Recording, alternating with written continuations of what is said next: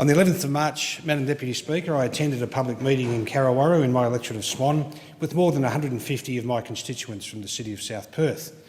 Now, members might think this was a great turnout to a public meeting, and it certainly was, considering that what I and each of these residents were disappointed by the fact that the only reason these residents knew that the meeting was even taking place, except for 4 of them, was the fact that my office distributed a letter to all the community prior to that meeting, and this community meeting should have been advertised in the local paper. And the reason it wasn't advertised in the local paper I'll tell you about in a minute, but this wasn't just any meeting. It was supposed to be the first step in a community consultation for South Perth Aquatic Centre, which I've campaigned for since 2011 while in opposition. Gaining funding for the sporting infrastructure initiative was a priority of mine, and I was pleased to announce that this coalition government understood the need for such a facility in this area and committed $45,000 in grant funding toward a feasibility study in the 2014-15 budget.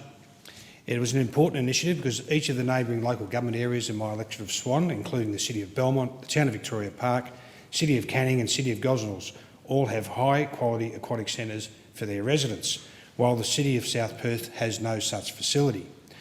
Not only do they not have a facility, despite it repeatedly being identified by residents as a priority for the community, the City of South Perth has also attempted to reject the funding and reject in principle commitments from private enterprises. Now, last week this public meeting was hosted by Jill Powell and Associates, who are the consultants who were commissioned by the City of South Perth to undertake the feasibility study. But as I said, the only reason residents knew the meeting was taking place is because I encouraged them to attend through a distributed letter and share their grassroots knowledge, and invited them to come and share their grassroots knowledge with the consultants on this particular feasibility study.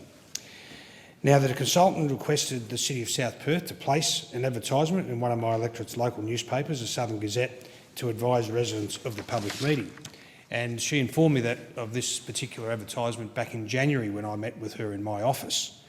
The request was put forward to the City of South Perth in January. The advertisement was drafted and proofed, but somehow it seemed to be forgotten.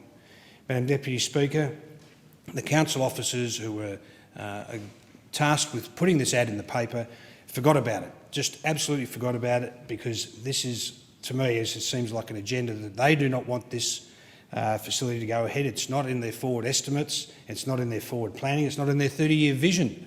But they still wanted this. They still didn't bother to put a small ad in to advise the local community that there was this consultation taking process.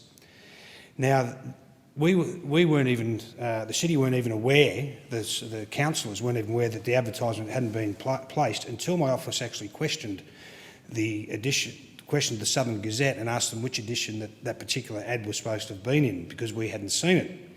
Well, now we know why, because the city's process to advertise that completely failed, and it should not be acceptable, particularly with the majority of the City of South Perth residents wanting an aquatic centre in their local government area.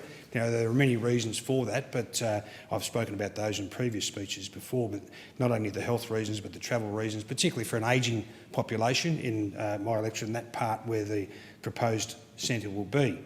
The City of South Perth appears to be out of touch with the ratepayers, and I believe it is time they started listening. And I must admit, there were 4 councillors who turned up, including Councillor Irons, my wife, who was on that particular council, and also Councillor Carla, Councillor Trent and Councillor Huston, who, by the end of the meeting, when there was a vote taken for who was actually against the aquatic centre, no one put their hand up. So Councillor Carla and Councillor Trent actually took that on board, and I think they've changed their view particularly. But the aquatic centre is something that we looked at with John Alexander. He came and spoke about a private-public partnership in Western Australia and at the particular site, and that wasn't taken on board, but it's got strong support from the Curtin University and all the local swimming groups who want to see this aquatic facility taken or developed.